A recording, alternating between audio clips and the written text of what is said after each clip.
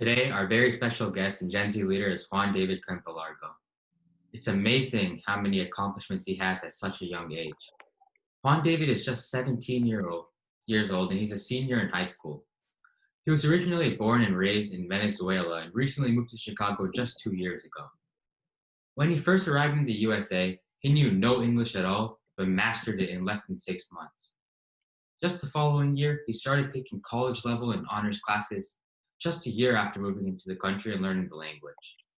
Juan David speaks 4 languages: Spanish, English, Portuguese, and Chinese. He is also the author of a book named Generation Optimism, which he wrote as a way to inspire and empower the next generations of doers and dreamers. He has also spoken in TedX twice on the topic of Generation Optimism. He is also both CEO and founder of Optimus, a company that helps and advises businesses in social media and marketing. He's also learned to invest in the stock market, cryptocurrencies, and startups, and started a small hedge fund named Campolargo Holding. So welcome, Juan David. How are you doing today? Thank you so much. I'm excited to be here. Thank you thank you also for inviting me. So I'm excited. Thanks for being here. And you have a really interesting background. You moved from Venezuela to the USA while not knowing any English at all. How was the transition for you overall, and what did you do to overcome it? Yeah, definitely. So it was now it's almost 3 years. But yeah, I moved to the US in 2016, and I didn't know any English, right? Mm-hmm. Nothing. Like if you would have said to me, "Hello, how are you?" I wouldn't have understood anything. So I started as a freshman in high school. And high school for many people it's scary, it's stressful. But for me, it was both exciting and also very scary. But I saw everything as a challenge and as an opportunity, of course. Yeah. So I started as a freshman in high school in a huge high school of 2,000 people. And like my school was very small in Venezuela. It was, I think, at most 1,000 people from grade 1st to grade 12, right? So high school. So the first day of high school, I needed to learn English, right?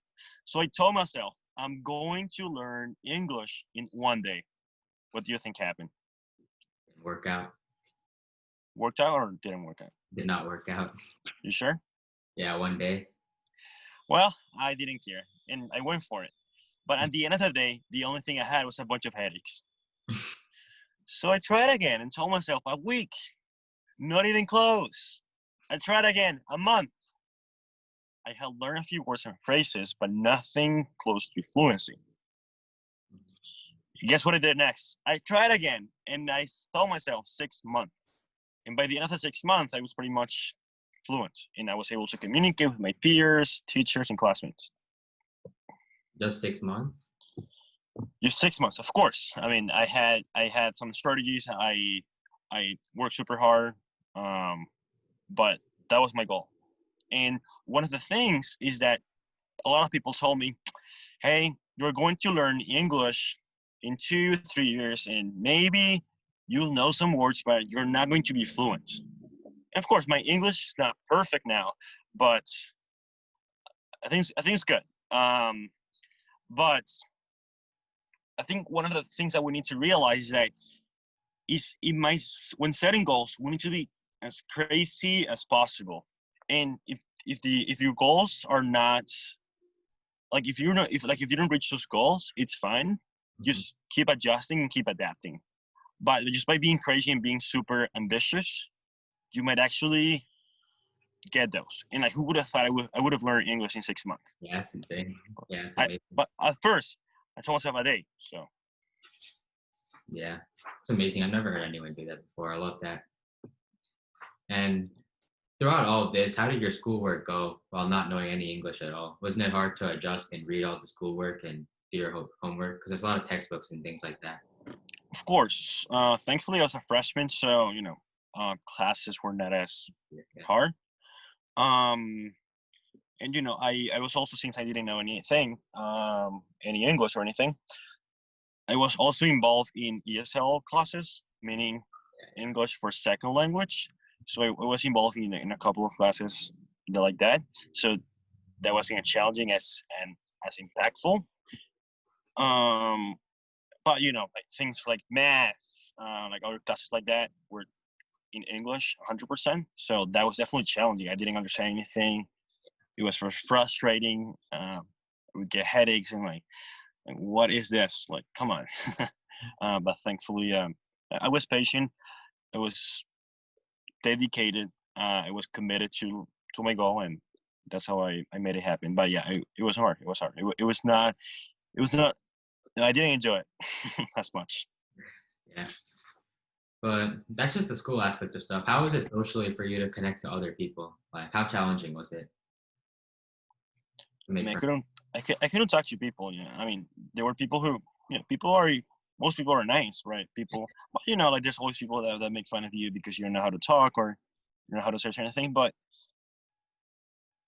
and that's fine. I get it, right? But there's always fun people nice people who try to help you and guide you, and you just need to you just need to hope that people, not hope, but you need to find those good people, and there's always good people that will help you. Yeah. So you went from not knowing any English at all to writing a whole book. So what sparked your interest in writing? Because I saw you also write essays on your websites and other things like that in your newsletter. Yeah, I'm definitely not a writer. I wouldn't call myself a writer ever. um, and now I even wrote a book. So I think it's not as much as being a writer or being interested in writing. I mean, I never really thought of writing a book. I mean, like I never was like a good writer or anything. If I show you my I took a writing class in high school, whatever. If I show you my grades, like you would think I'm a horrible writer. Um, and like you've read my essays, so they're probably not that bad. So I think instead of focusing on writing or anything, I focus more on the ideas. And and for the book, it's not that I wanted to write a book. It's not, but I saw the book as a way to send across the message of the book, right? So the book is about optimism and how to create the next generation of doers and dreamers. So writing a book was a good way to do so, and have my ideas and everything in the book. So that's why I wrote the book. But I definitely didn't think of writing a book or writing or anything like that. Yeah. Yeah. And you're a role model for a lot of kids whose first language is not English. I mean, they can learn a lot from your story. It's really inspiring. Yeah, I mean, and sometimes you just have to show people a path that they can follow or they can be and humbly. I mean, if they are inspired by things I've done or things or how I do things or how I think, I'm more than happy to help them or guide them. I mean, often like people reach out to me on LinkedIn, like you did, of course, or on LinkedIn, like Instagram, like social media. Hey, like I have this sort of idea, or I want to do this, or I'm confused. Hey, let's jump on a call. Like we did, like 2 weeks ago. Let's jump on a call and let's talk. Maybe I can help you. If not, I'll find someone to help you, and that's what it's all about. Just helping each other. For sure. My parents are also first generation English speakers, so they also struggled just like you did. So I can understand the story too. Yeah, definitely. And not only are you a speaker, not only are you just a writer, you're also a speaker. So what got you started in public speaking? What like sparked your interest in public speaking? Like writing, the same thing. I didn't want to become like I'm going to be a motivational speaker. I'm gonna be like certain a public speaker. No, I mean that was just a medium to share your ideas and to share your thoughts. And sometimes it could be by writings, and other times could be like speaking, or sometimes could be by making or designing something or whatever. Those are just medium, and we shouldn't focus too much on the end result, like the book or the public speaking career or whatever, but rather on your ideas and your thoughts and how you can help other people. That's how I see those things. So how did you come up with the concept to share with the world? Like what got you interested in Generation Optimism specifically? With a book, yeah, definitely. So I've realized that my generation and most of the population, our generation, frankly, Gen Z, is one of the most pessimistic generations in the history of humankind. And I'm not saying this out of nowhere. There's been a ton of evidence and research and service that I'll be happy to send you if you want to take a look at them. And we're so pessimistic. So I wanted to write this book as a way to inspire people to embrace this view of optimism. And thankfully, I because I've never read a book before, and I just learned English, right? So I worked with a mentor from a professor from Georgetown University. So he was like a mentor to me, and he helped me the book and everything, and the publisher and everything else. Yeah. And that's how the book started. And again, super tough, super challenging, but when you are working on something that it's going to help other people and you care about, if it's like playing video games or watching Netflix, and that's what I feel when I do things when I work on my projects and when I do things every single day, like I'm watching Netflix 24/7 or I'm watching video games 24/7, right? When I do the things that I like and that I'm passionate about and that help other people. Yeah, that's really cool. And so are those the only motivating factors you have that keep you going whenever you hit a roadblock, or do you have other ones as well? What do you mean? So whenever you hit a roadblock, whenever you're struggling with something, what are some factors that keep you motivated? Is it just the fact that you can help other people? Definitely. I don't really believe in motivation. I don't think motivation exists. Like, if you need to watch motivational videos to do something, it's better not to do it. Like, don't do it. Like, just stop, right? I mean, I guess it depends on what you do. Like, if you need to do your homework, sure, do it. But if you work on a project by yourself or something that you're trying to do, if you need to watch motivational videos to do it, it's probably not the best thing to do, right? But something that keeps me motivated is, and I'll share this in my newsletter tomorrow, so you'll probably get and read it. So one of the things that keep me motivated the most is the idea of leverage. So our generation, or in the current technology, has given us so much leverage to create and build and do things like cheaper, less costs. Like, we're able to reach more people, and that has never been the case in the past. Like, if you wanted to do a podcast like you're doing right now, you would probably need to go to the news and like pay like thousands of dollars, have certain cameras, have this, have that, have all of this, and now just have your phone or your computer or whatever. Yeah. Just send me an invitation and we'll do it. Yeah. And that's like that opportunity. Just that I don't know, like that might change in the future, but that opportunity to have the ability to help other people by doing things you care about, that you're passionate and you're excited about, that's an opportunity that we can miss out, right? And that's one of the most ideas that's, wow, like I'm just so inspired by it.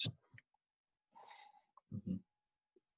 So going back to the topic of generation optimism, you said, like you said, Generation Z is very pessimistic, and pessimism could lead to depression, and depression is the leading cause of suicides among Gen Z teens.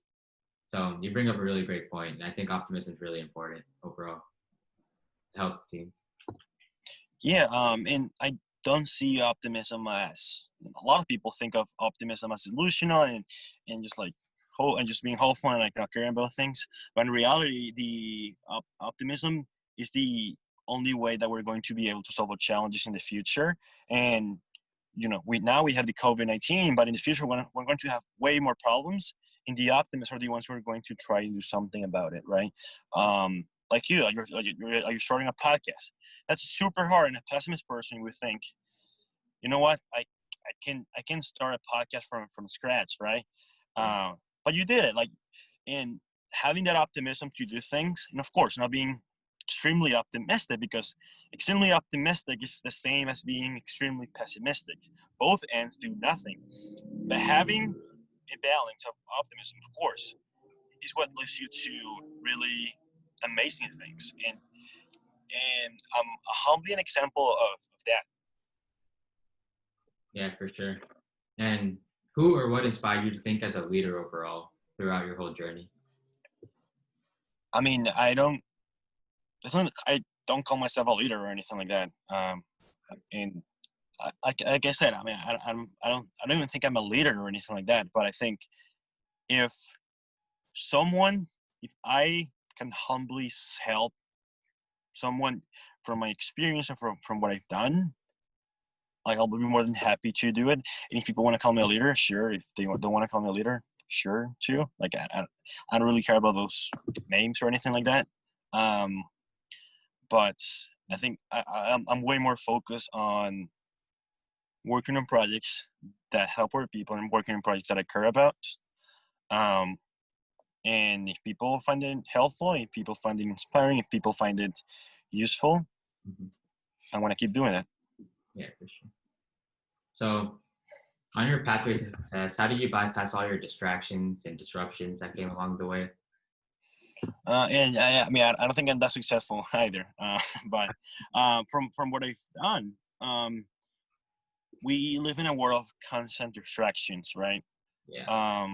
We have the internet, we have social media, and they are all very addictive. And it's hard to actually sit down, get focused, and do stuff. And something that has helped me is by having a clear mission of where you want to go. So, for example, my mission is to help people. And that sounds a little bit bad, but to me, that means creating companies, writing books, giving tech talks, creating products, and doing things that society can't yet do. So, having that mission, having that, knowing that that I'm working on projects that help other people and that I care about and that I'm excited about those projects, motivation is no longer an issue. And like I said, it feels like watching Netflix, or it feels like scrolling down on TikTok or Instagram. Like I'm just so excited to start working on those things every morning. So like in the morning, like you've read my essay. So in the morning I write for 30 minutes, and just things that I'm curious about that I want to learn more. In today I wrote for like almost 3 hours about Uh-huh. two essays about what I've learned. Yeah, I'm going to graduate from high school soon, so I'm writing an essay about that. It's gonna be interesting, and I'm writing another essay about how we've been experiencing a fake growth in the world, and in like the periods of stagnations and stagnation, everything, and how a future with no growth maybe better than a future with fake growth. So, but yeah, I mean, distractions is a real thing. It's something that we need to address. But when you have that, when you define your mission, and when you know what you're working on, because you want to work on those things, motivation, distractions no longer are an issue. Yeah, that's a really interesting concept. Looking forward to reading the essays on them in your newsletters. What? Looking forward to reading them on your newsletter whenever you publish those essays. Really Yeah, interesting. definitely. I mean, I have so much fun with them. Like, I'm not writing them to like like just for the sake of writing, but to me, I see writing as a way to first, or one, think better. Number two, just to explore certain ideas, and sometimes I might have good ideas and people may find them useful. So Mhm. Yeah, that's great. And another one of your projects I saw was that you started a hedge fund and learned how to invest in cryptocurrency and other things such as that. So, how did your interest in that start? And do you think other Gen Z members should start to learn how to invest in cryptocurrency? I mean, cryptocurrency. I mean, sure, but I learned to invest in things in general. I mostly invest in stocks and stuff like that. And cryptocurrency I do it for fun mostly. It's super risky, and since I'm young, I can afford to lose, which I don't like it though. But like I don't have any obligations, right? So I can just afford to lose. Um, but yeah, I think investing is something that everyone needs to do. Mhm. It's some like for me, like it doesn't make sense. Like for me, it's like the obvious thing to do. Like it doesn't make any sense to not invest. Yeah. Um, So I think everyone should start investing, especially when you're young. I don't know if you saw it, but I wrote an essay about how to start investing under 18 with no money. Were you able to see that essay? I didn't see that one yet. Take a look at it. So basically, I show you on a strategy that I use. So I basically use an app that runs up transaction of credit cards. So when my mom buys something with a debit card, so let's say she buys a coffee for $2.49, so the 51 cents go to my investing account. So and of course my mom knows that, and I told her, hey, is it okay if I do it and everything? But that's a way to invest easily, and you don't even know how to invest, because the investing thing, the investing platform does it for you automatically. That's a way to invest. But if you want to know that, definitely go to my website and find the article called "How to Invest Under 18 with No Money" or something like that. Yeah. Yeah, I'll definitely read that and try it out. Seems really interesting. And It's a no-brainer, so everyone should do it. for sure. And there's many young people who have several great thoughts to express, but they don't know which platform to express it on, how to share it, or they might be scared of like public speaking in general. What's your advice to kids like this? First, if you have an idea or a thoughts, or you have certain ideas, don't be selfish, right? Like, share that on the internet, and don't worry too much about the platform. Like, once you get, the only thing that you need to do is just get started. And once you get started, you learn, you see what's better and what's not as good, or what could be better, and all of that. But once you are able to just get started and go for it. And if you're afraid or scared, here's what I would say. First, know that people do not care about you that much. Simply, people, we think way too much about ourselves, but in reality, people don't think that much about us, right? Like, we think people are all the time thinking about us, but in reality, they don't, right? And if you do and publish something dumb, this is something that I face every day. Let's say I publish an essay and there's something dumb in there, but I didn't think it was dumb. Really smart people could think, that's dumb. Sure, but I don't care. I don't really care what other people think of me. And again, we need to be careful. It's not about not caring about what other people think of you. It's about listening to the right people. If someone, a troll on Twitter, says something about you, who cares? Right, it doesn't matter. Or a friend who's jealous of you, who cares, right? But listening to older people, people who are experienced, people who have had success and they know what they're talking about, is the right people to listen to. But just mostly just not listening to other people and just ignoring that. Super helpful too. Just go for it. Take the risk. That's what I would say. Yeah, that's some great advice. And throughout your journey, I know there's a lot of people that helped you out. So what is the role that your parents, teachers, community, and siblings, if you have any, played throughout your whole journey? Definitely. The way I see this is that I read a quote, or I heard a quote sometime in the past, and it goes like this. A smart person learns from their own mistakes. A wise person learns from other people's mistakes. Ever since I heard that quote, something clicked on my brain.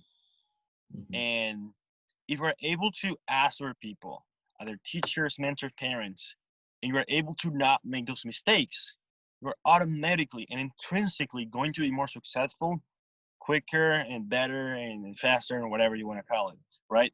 But just being humble enough to receive advice, and being able to hear other people, we can do that. And honestly, we have things like LinkedIn. LinkedIn is super powerful. We have DM, or Twitter DM, Instagram DM, direct message, email. We can just email people, message people. I talked to super successful people. For my book, I was able to interview Mark Cuban. Just reach out to him and hey, what do you think about this? And ask him a question and everything. Ray Dalio, I didn't get quite to interview him, but we talked. It wasn't very nice, but I try. And being able to accelerate your learning curve by seeing what other people mistakes and learning from those and not making them. So Yeah. And what are your thoughts on the communication barriers between Gen Z and other people, such as the workforce, their parents, and schools? This is one of the topics I'm really interested on. So I was just wondering what your thoughts were on this topic. about what? The thoughts on communication barriers between Gen Z and the current workforce. Definitely. Communication is a part of language, and language between generations changes from time to time. And we think we might be speaking the same language, or say English or Spanish or Chinese, but in reality, we might be speaking a different language. Like we think we might be speaking the same language, but in reality, we're speaking a totally different language, even though we might sound similarly. And I think one way to overcome this is that we need to understand people's motivations, and people's motivation change from generation to generation. But something that I've seen is that our generation don't care really about money, and they care more about the impact that they want to have. So that's something key that employers and companies need to understand when hiring other people, like young people. But the other thing that is not as good, sure, like we don't care about money and we care about having an impact, but something is wrong with most of our generation, because we are not able, like we want to get, like we're super ambitious, we're super like motivated in a way, but we want to get, like we want to be CEO the first day. And really, that you have to start from being a clerk and be like being an assistant and go from there, and having that consistency over a long period of time. And that's something that we need to understand too. So like figure out a way to delay the instant gratification that we've been dealing with, like social media and in Amazon, like we all get it, like the things that we want instantly, but in reality, in the world, it does not work like that exactly. So employers need to understand how to delay the instant gratification between people and figure out strategies and techniques about that. But great question. Yeah. And finally, do you have any message you want to share with the whole Gen Z community? Definitely. If there's one thing I would say to people and not only Gen Z, but people as a whole, is that we need to understand how the opportunities that we have. In the beginning, I said that we have this idea of leveraging how technology is becoming cheaper. We're able to reach more people, and people don't care about age or people don't care about credentials. You just need to find a way to help them.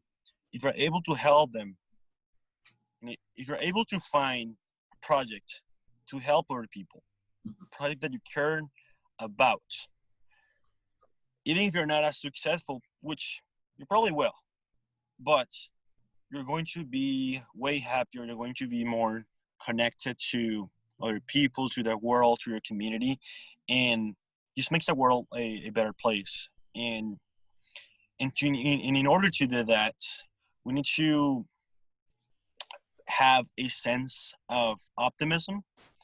And again, optimism is not illusion. Optimism is a way to change the world. We're always going to have problems and challenges in the future, but the optimists are the only ones who are going to try and do something about it. Elon Musk actually said once, intelligence is the ability to adapt. I mean, Elon Musk said once, I'd rather be pessimistic and wrong than optimistic and right. Yeah, And that's what we need to do. Like, I totally agree with him. And if we're able to have that perspective, have that mindset to go for things and jump on things and try things, and you know that you're probably going to fail, but if you don't try, you will never know. So yeah, it's a great the Yeah, and so two things. Be aware of how good we have technology and how good we're able to have the technology, the idea of leverage, be aware of that, and try to be more optimistic. That's what I would say. Yeah, it's a great message overall. I'm sure everyone can incorporate that into their daily lives. And finally, to all of our audiences, follow Juan David on all social media, subscribe to his newsletter. I did that myself on his website, and I thoroughly enjoyed his thoughts and views. I'll put the link to his website right here. And let's celebrate this Gen Z leader. Thank you so much, Juan, for your time and sharing your story on the Gen Z Leaders platform. Thank you so much for now. It was definitely a pleasure. Thank you. Thank you. Have a good day. One second.